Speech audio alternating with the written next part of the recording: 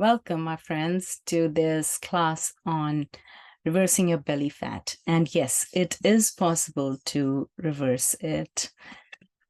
So today, what are we going to cover is what is belly fat? Why is it an epidemic all of a sudden? And what are some simple methods to reverse belly fat? So let's say you start your morning, you wake up and you got thoughts about all the stuff you got to do in the morning.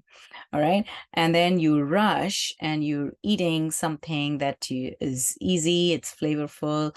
Maybe you got it in your fridge, or you're even going and eating food from restaurants outside that you can quickly get to. And all the day you're just tired, or you're running from one job to another, right? So if you are someone who's struggling with belly fat, I'm not sure. Does any of this sound familiar to you? Or maybe most of your activity is just being on your device and not much physical activity, or nightlife is your life, or maybe you're just going from one task to another and not even able to get out in the sun in the morning or in the evening. And that's called the circadian rhythm. You're not able to catch up with the sun. You're not able to use your energy in the earlier part of the day. Does that sound familiar? Are you feeling dehydrated, tired most of the time? But you know why I've shown this rose is because we as human beings are meant to bloom like a rose. And now if we're living our life like we're a dead and dried rose, then that is not normal, okay? If you're having too many medications, then belly fat and medications go pretty much hand in hand. If you're staying up late at night and being on your phone, and then maybe you're getting hungry at night, belly fat. Okay, so I've already given you a ton of reasons that you could think about. Am I doing any of these? And then thinking, okay, so my belly fat is reversible because all of these things are reversible. So the biggest factor of belly fat is the stress. When we are doing all of those things I just outlined, our hormone called cortisol, or it's the stress hormone, it starts to build up. And when the stress hormone builds up, then we do not digest food very easily, but most of it starts getting stored as fat. And where does it get stored up first? Here. Okay, so that's the start of something called insulin resistance. Insulin resistance really means that your blood has higher sugar, and ideally that sugar should be taken by insulin into your cells and drop off the sugar in the cells, because then the cells can use that sugar to give you energy. But because of the fat, now there are some receptors on top of your cells that recognize insulin. Insulin is the hormone that brings glucose from whatever you eat to your cell to deliver the glucose. Everything is broken down into glucose. And ideally, once the insulin comes to the cell, it should open up, glucose should go in the cell. That glucose then has to be used up to give you energy. But because of the fat, that cell is now covered with fat, and the receptor, or that little hole where insulin is supposed to bind up and open the cell, is not opening up. So it's almost like you've got a key that fits the lock, but in the lock you've got some paint or gum sitting there, and now you're wondering, why am I not able to get inside the house? So once you're in that stage, then you start getting fatty liver or even acid reflux, and then we are told, oh, our blood pressure is high or your cholesterol is high, and now the doctor say, well, you got to take the medication. But we don't think what happened, even if you took the medication, then where did the fat go? Because the fat cannot just get excreted out with that medication, right? And you just go from one medication to another, which is also adding to the belly fat. So now just think about it. How long have you been trying to get rid of belly fat? If it's been more than 6 months, then can you just get rid of it in a week? No, right? It will take at least 6 months to reverse all of those things that we talked about, the food and the sleep and movement and how your stress is working out and things like that, right? So what have you done about it until now? I don't know. If you've been doing a lot, and some people are doing a lot about it, right? You're trying to learn from different resources. You're trying to follow this diet or that diet or do this, don't do this, eat that. And that's causing stress too. So if you've still got belly fat, unless you found something and you reversed it, obviously then you won't be listening to this. So what has been your biggest challenge in reversing it or in being consistent? Say you really know that there is a way to reverse it, but why have you not been able to reverse it? That's something to ask. And a lot of people, they do a lot of diets and exercise and fasting and detoxes and medications and procedures. Then they go through the guilt cycle and they spend a lot of money.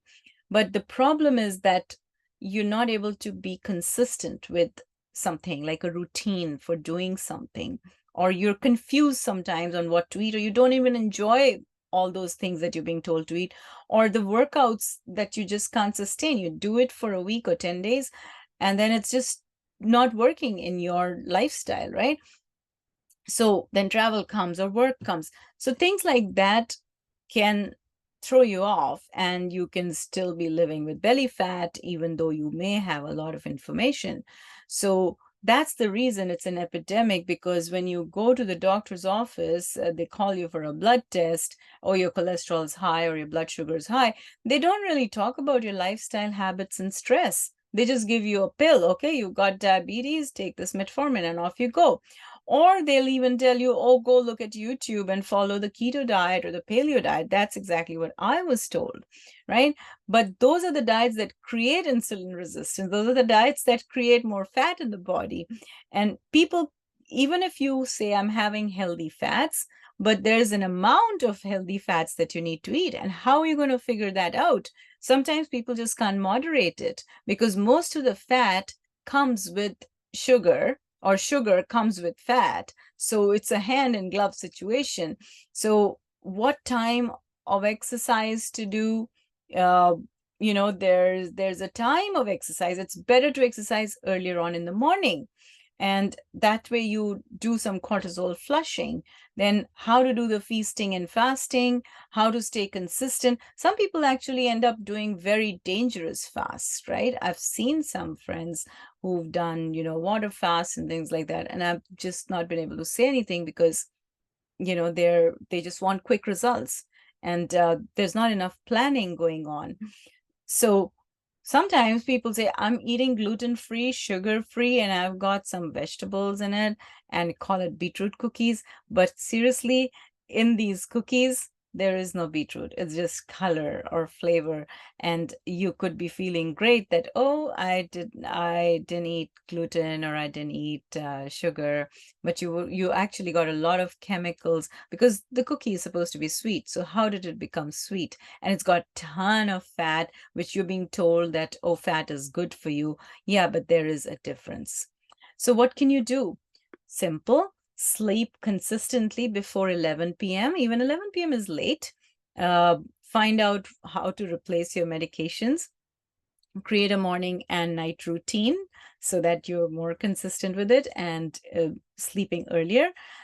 Start moving in a way that burns the cortisol. So a mixture of movement, strength, flexibility, and cardio. Cardio is really important.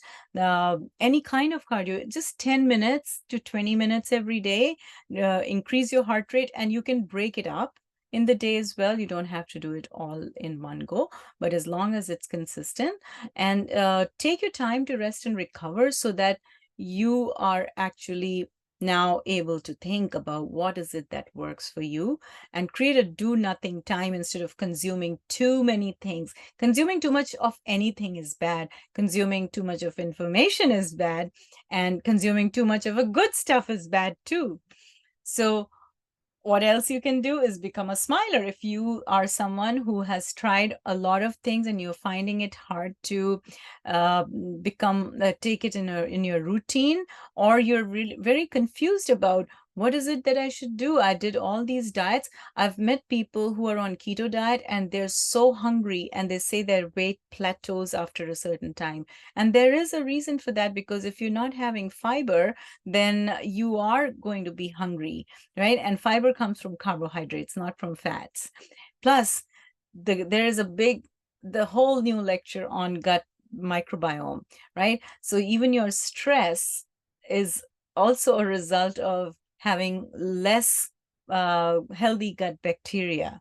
And if you're not feeding those bacteria with fiber, then you won't have the bacteria that can give you the happy hormones in spite of a difficult situation, right? So as a smiler, you will learn how to enjoy your flavors, eat more carbs, less processed foods. You will learn how to energize yourself. And we can talk about cold plunges too.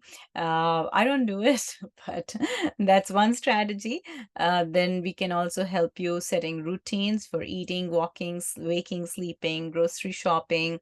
That's an important one these days, to find out what is on the label and really what is behind the label. Yeah, because a lot of things on the label depend on the criteria set for those labels, and the criteria keep changing, but the label keeps looking the same. So I've also worked in a health food store. I'm a biochemist and I'm a health coach.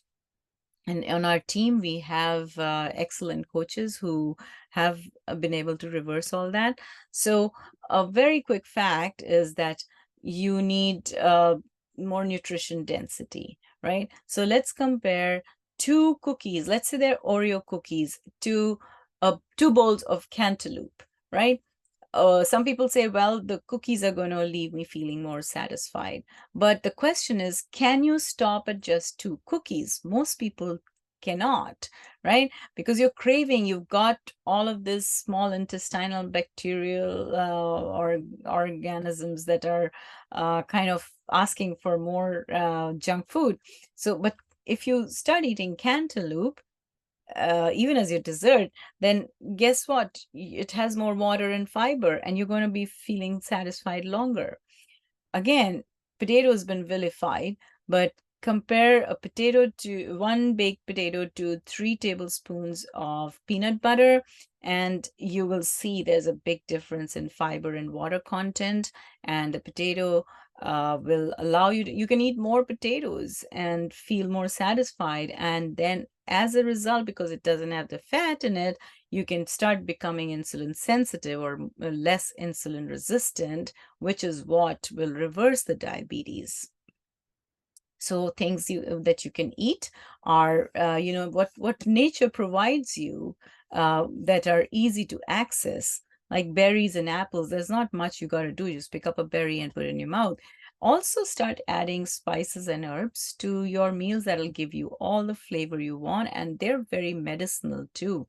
You don't need a whole lot of them, but definitely you need to have spices. And we teach you more hydrating ways of cooking as well in the Smile Club. And you can start to make your own dressings. We can teach you how to make potatoes without fat and have an amazing taste, how to roast things in broth, and how to make that your preferred medium of cooking. How to eat more closer to nature. We can show you a spectrum of processed foods and how you can go from one food to the other spectrum and how to balance that out. Make sure you're chewing more. Limit your eating out, because in a restaurant, they don't really have to tell you how much fat they're putting, what kind of oils they're putting in there. At the most, they might tell you how many calories a certain dish has, but that doesn't mean much. And so your actions, again, like I said, start sleeping by 11 p.m., give yourself some white space, eat less oils, ditch the processed food aisle, just don't go in that, and find a workout that energizes you. So today, like you said, you got solid information, right? But transformation needs support. You can't just because you got information. So if you're someone who's looking to get support for building consistency, and which is the key to success, then go to this website, find out more. We have some client testimonials there. We also we have more details about our coaches over there. And if you want to prioritize ending belly fat, excess weight, and diabetes in 3 months, then you can scan this to join Smile, and hopefully that will bring you to become a smiler. And thank you for listening.